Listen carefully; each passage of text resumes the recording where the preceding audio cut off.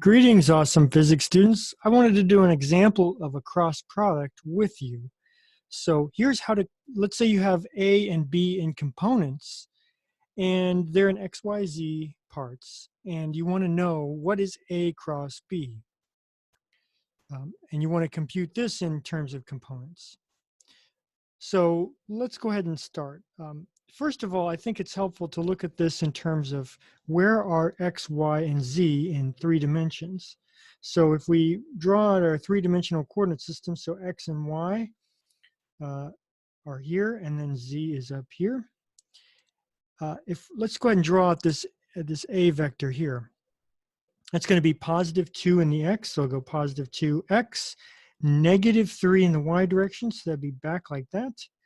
And then +4 in the Z direction, so that'd be up like that. So that puts us from the origin to here. That's A, vector A. And let me just erase some of this extra scaffolding that I used.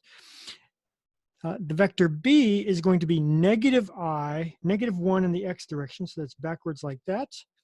+5 in the Y direction, so that's forwards like this.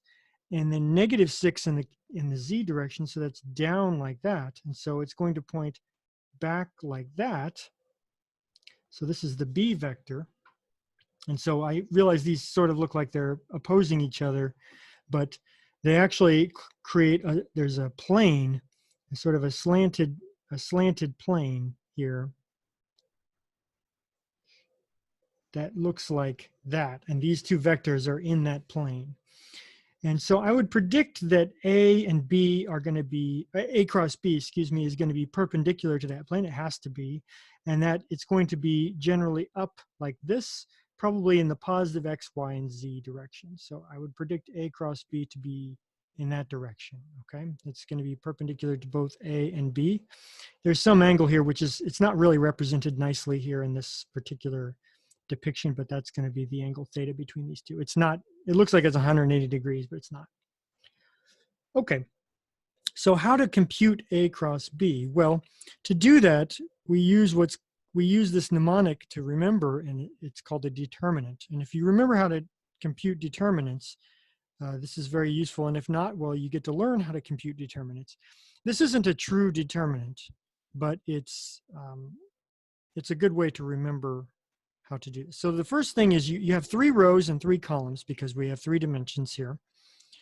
You put the unit vectors I, J, and K at the top.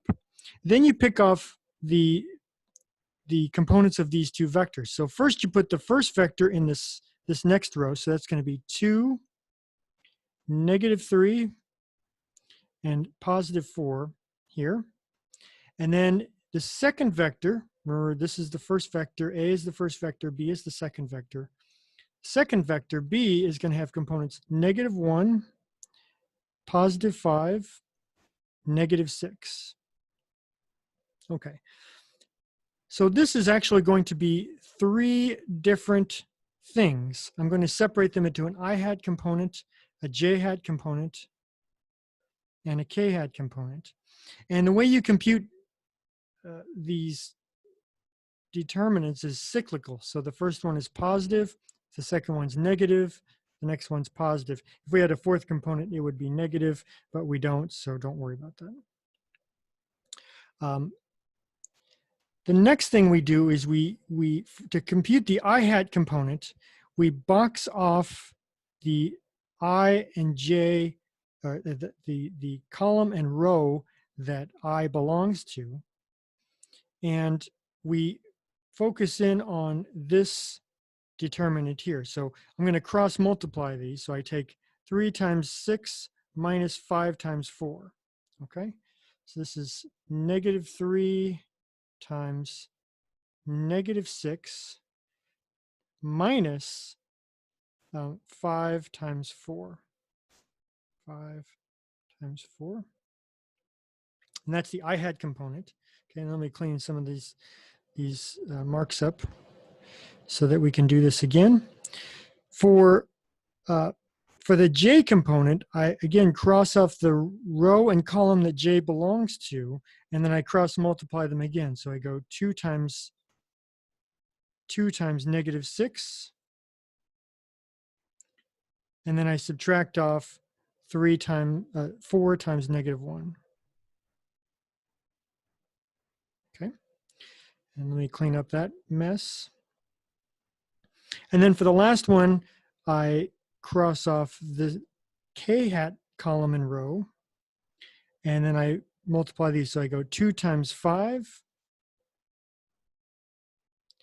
And I subtract off -1 times -3.